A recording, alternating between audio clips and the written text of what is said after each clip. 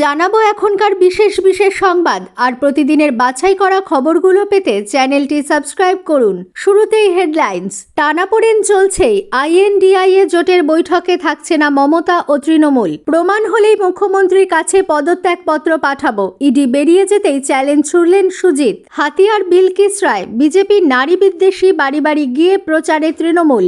বাংলাদেশে পাচারের পরিকল্পনা, উদ্ধার টোটো বোঝাই রেশন সামগ্রী হুলস্থুল তুফানগঞ্জে। পশ্চিমী ঝঞ্ঝা কাটতেই দেশের উত্তর পশ্চিম অঞ্চল থেকে হু হু করে শীতল বাতাস প্রবেশ করায় কলকাতা সহ গোটা রাজ্যই ঠান্ডায় কাঁপছে। লোকসভা নির্বাচনের ঘণ্টা বেজে গিয়েছে, রাজনীতির রণাঙ্গনে নেমে পড়েছে সব শিবির। তবে ইন্ডিয়া জোটের টানাপোড়েন কিন্তু চলছেই। শনিবার অর্থাৎ 13 জানুয়ারি ইন্ডিয়া জোটের বৈঠক ডাকা হয়েছে। তৃণমূল কংগ্রেস এই বৈঠকে যাবে না বলেই শোনা যাচ্ছে। রবিবার থেকে ভারত জোড়া ন্যায়যাত্রা শুরু করবেন রাহুল গান্ধী। তার আগে শনিবার ফের বৈঠকে বসতে চলেছে ইন্ডিয়া জোট। শনিবার সকাল 11:30 নাগাদ ভার্চুয়াল এই বৈঠক হওয়ার কথা।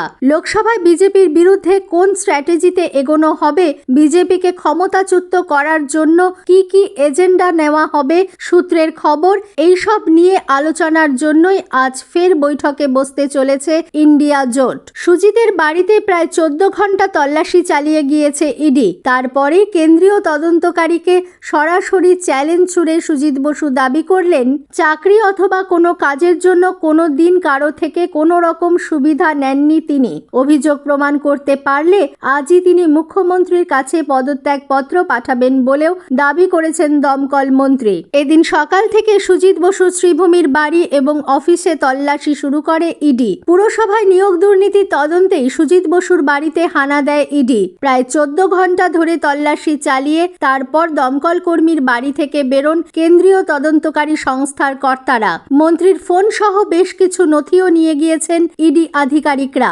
মহিলা ভোটে নজর বাংলার শাসক দলের। এর আগেও মহিলা ভোটকে হাতিয়ার করে আখেরে নির্বাচনের সুবিধাই হয়েছে মমতা ব্রিগেডে। তাই এবারেও খানিকটা সেই পথেই হাঁটতে চাইছে ঘাসফুল শিবির। সুপ্রিম কোর্টের নির্দেশে ধর্ষকদের জেল ফেরতের পরেই বিলকিস কেসকে হাতিয়ার করেই ময়দানে তৃণমূল।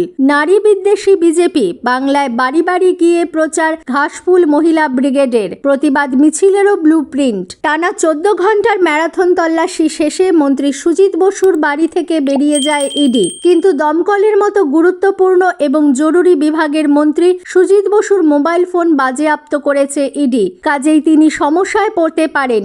আপৎকালীন দফতরের মন্ত্রীর ফোন বাজেয়াপ্ত। এ প্রসঙ্গে বিজেপি নেতার সাফ উত্তর, মন্ত্রীর ফোনের অভাব নেই, অনেক ফোন আছে, অনেক ফোন থেকে ফোন হয়, সেই জন্য যার নামে অভিযোগ আছে তার বাড়িতে তদন্ত করা, তাকে জিজ্ঞাসাবাদ করার অধিকার আছে। মুখ্যমন্ত্রীর ফোন যদি সার্চ করা হয় অনেক কিছু বেরোবে। ব্যারাকপুরের সাংসদ অর্জুন সিং এর মত ছিল, জগদ্দলের বিধায়ক সোমনাথ শ্যামের নিরাপত্তা তুলে দিক প্রশাসন, কারণ পুলিশি নিরাপত্তা নিয়ে ঘুরে বেড়ানো ছাড়া তিনি কোনো কাজ করেন না। মানুষের সঙ্গে কোনো সংযোগ নেই বিধায়কের। অন্যদিকে শুক্রবার রাতেই দলীয় সভায় সোমনাথ আশঙ্কা করেন তিনিও খুন হয়ে যেতে পারেন। তারপর 24 ঘন্টাও কাটেনি, শনিবারই বিধায়কের নিরাপত্তা বৃদ্ধি করল প্রশাসন। একই সঙ্গে নিরাপত্তা বেড়েছে রাজ্যের সেচ মন্ত্রী পার্থ ভৌমিকেরও। তুফানগঞ্জ থেকে রেশনের চাল আটা বাংলাদেশে পাচারের আগেই হাতে নাতে ধরে ফেলল স্থানীয়রা। ঘটনাকে ঘিরে শুক্রবার হুলস্থুল তুফানগঞ্জে। ঘটনায় 3 জনকে আটক করেছে তুফানগঞ্জ থানার পুলিশ। তুফানগঞ্জ 7 নম্বর ওয়ার্ড রামহরি মোড় জাতীয় সড়ক সংলগ্ন এলাকায় 2 টোটো ভর্তি চাল ও আটা পাচারের সময় হাতে নাতে ধরে ফেলে এলাকাবাসী। এরপর রেশন সামগ্রী পুলিশের হাতে তুলে দেন স্থানীয়রা। ঘটনা জানাজানি হতেই ব্যাপক শোরগোল ছড়িয়েছে তুফানগঞ্জে। আসছি আবহাওয়ার খবরে। পশ্চিমী ঝঞ্ঝা কাটতেই দেশের উত্তর পশ্চিম অঞ্চল থেকে হু হু করে শীতল বাতাস প্রবেশ করায় কলকাতা সহ গোটা রাজ্যই ঠান্ডায় কাঁপছে।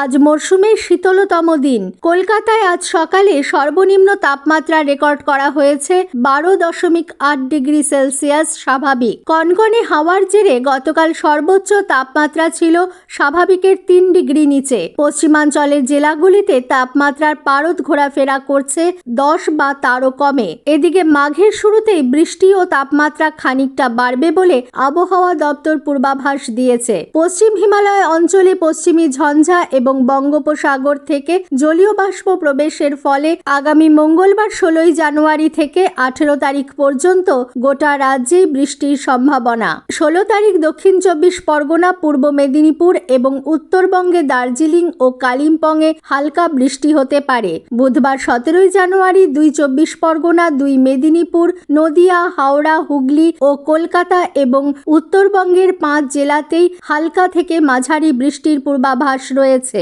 কলকাতা মেট্রো রেল যাত্রীদের সুবিধার্থে ধর্মতলা মেট্রো স্টেশনে 25টি নতুন বিশেষ প্রযুক্তি সম্পন্ন প্রবেশদ্বার গড়ে তুলছে। কলকাতায় গতকাল এক সাংবাদিক বৈঠকে মেট্রো রেলের জেনারেল ম্যানেজার পি উদয় কুমার রেড্ডি জানিয়েছেন, এই 25টি গেটের মধ্যে 11টি প্রবেশদ্বার দিয়ে যাত্রীরা নর্থ সাউথ থেকে ইস্ট ওয়েস্ট মেট্রো করিডোরে যেতে পারবেন।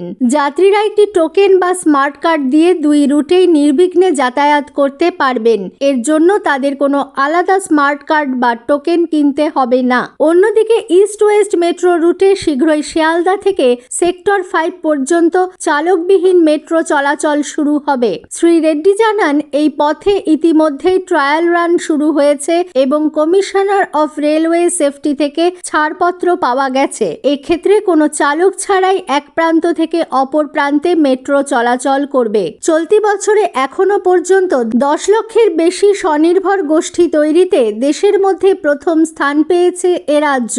সম্প্রতি প্রকাশিত কেন্দ্রের ন্যাশনাল রুরাল লাইভলিহুড মিশনের রিপোর্ট অনুযায়ী চলতি আর্থিক বছরে সারা দেশে এখনো পর্যন্ত 84,44,000-এর বেশি স্বনির্ভর গোষ্ঠী তৈরি হয়েছে। পশ্চিমবঙ্গে এর সংখ্যা সর্বাধিক 10,76,934। দ্বিতীয় স্থানে রয়েছে পড়শি রাজ্য বিহার।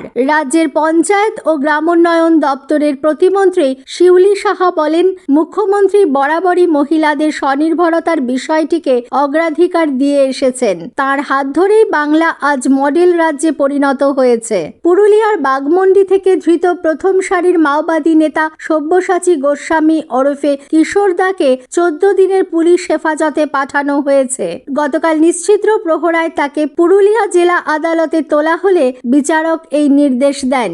গত বৃহস্পতিবার গোপন সূত্রে খবর পেয়ে মাঠা পঞ্চায়েতের চৌলিয়া এলাকায় অভিযান চালিয়ে কিশোর দাকে পাকড়াও করা হয়। অজয় নামেও পরিচিত ছিলেন তিনি। তার কাছ থেকে উদ্ধার হয়েছে একটি 9mm পিস্তল এবং প্রচার পুস্তিকা।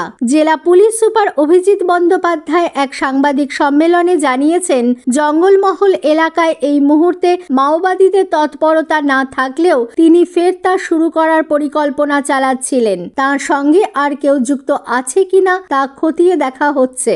উল্লেখ্য, সব্যসাচী গোস্বামী 2020 সাল থেকে সিপিআই মাওবাদী কেন্দ্রীয় কমিটির সদস্য।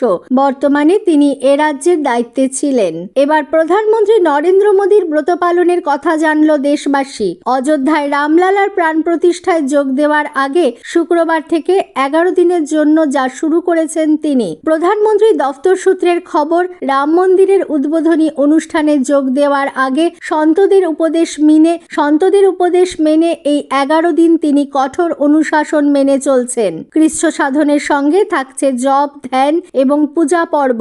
সেই সঙ্গে থাকছে তার প্রিয় যোগ চর্চা। বৃহস্পতিবার থেকে তার শয্যাস্থান হয়েছে মাটিতে। রাম মন্দির উদ্বোধনের আগে পর্যন্ত প্রধানমন্ত্রীর বাংলোর মেঝেতেই শোবেন তিনি। আগামী 22 জানুয়ারি অযোধ্যায় রাম মন্দির উদ্বোধনী অনুষ্ঠানে কংগ্রেসের কেন্দ্রীয় নেতাদের না যাওয়ার সিদ্ধান্তের নৈপথ্যে বামেদের ভূমিকা রয়েছে। শুক্রবার এমনটাই দাবি করলেন সিপিএম এর পলিট ব্যুরো সদস্য তথা কেরল রাজ্য কমিটির সম্পাদক MV গোবিন্দন। তিনি বলেন, বামেরা আগে এ বিষয়ে তাদের সিদ্ধান্ত ঘোষণা করেছিল। কংগ্রেস নেতাদেরও সেই পথ বেছে নিতে প্রভাবিত করা হয়েছে। প্রসঙ্গত, সিপিএম সাধারণ সম্পাদক সীতারাম ইয়েচুরি আগেই ঘোষণা করেছিলেন, অযোধ্যায় রাম মন্দিরের উদ্বোধন এবং রামলালার মূর্তিতে প্রাণ প্রতিষ্ঠার অনুষ্ঠানে তাঁরা যাবেন না। বুধবার কংগ্রেসের তরফে জানানো হয়, শ্রীরাম জন্মভূমি তীর্থক্ষেত্র ট্রাস্টের তরফে আমন্ত্রণ জানানো হলেও 22 জানুয়ারি অযোধ্যায় যাবেন না প্রাক্তন কংগ্রেস সভানেত্রী সোনিয়া গান্ধী, কংগ্রেস সভাপতি তথা রাজ্যসভার বিরোধী দলনেতা মল্লিকার্জুন খড়গে এবং লোকসভায় কংগ্রেসের দলনেতা অধীর চৌধুরী। আমন্ত্রণ পেয়েও অযোধ্যায় রাম মন্দিরের উদ্বোধনী অনুষ্ঠানে না যাওয়ার সিদ্ধান্ত নেওয়ায় বিজেপির নিশানা হয়েছেন কংগ্রেসের কেন্দ্রীয় নেতা নেত্রীরা। এই পরিস্থিতিতে মধ্যপ্রদেশের প্রাক্তন মুখ্যমন্ত্রী তথা কংগ্রেস নেতা দিগ্বিজয় সিং দলের এই সিদ্ধান্তের অভিনব ব্যাখ্যা দিয়েছেন। দিগ্বিজয় বৃহস্পতিবার বলেন, রাম মন্দির নির্মাণের কাজ এখনো পুরো শেষ হয়নি। তার আগেই ভোটের দিকে নজর করে আগামী 22শে জানুয়ারি তা উদ্বোধন করা হচ্ছে। বিজেপি এবং সংঘ পরিবারের এই পদক্ষেপ হিন্দুদের ধর্মীয় রীতির বিরুদ্ধে। সে কারণে শঙ্করাচার্যেরাও 22শে জানুয়ারি অযোধ্যায় উদ্বোধনী অনুষ্ঠানে যাচ্ছেন না। এরপরই সাংবাদিকদের উদ্দেশ্যে তার প্রশ্ন, তাহলে আমরা কেন যাব? আমাদের কি যাওয়া উচিত হবে? প্রধানমন্ত্রী নরেন্দ্র মোদী সম্পর্কে অবমাননাকর মন্তব্যের জেরে নয়াদিল্লি মালদ্বীপে টানাপোড়েনের আবহে এবার সক্রিয় বেজিং। চীনা প্রেসিডেন্ট শি জিনপিং সে দেশ সফররত মালদ্বীপের প্রেসিডেন্ট মোহাম্মদ মুইজুকে আশ্বাস দিয়েছেন, প্রশান্ত মহাসাগরীয় দ্বীপরাষ্ট্রের সার্বভৌমত্ব রক্ষায় সর্বতোভাবে সহায়তা করা হবে। কমিউনিস্ট পার্টি শাসিত একদলীয় চীনের সরকারি সংবাদ মাধ্যম গ্লোবাল টাইমসের বৃহস্পতিবার প্রকাশিত এক প্রতিবেদনে একথা জানানো হয়েছে। স্থানীয় সংবাদ শেষ হলো।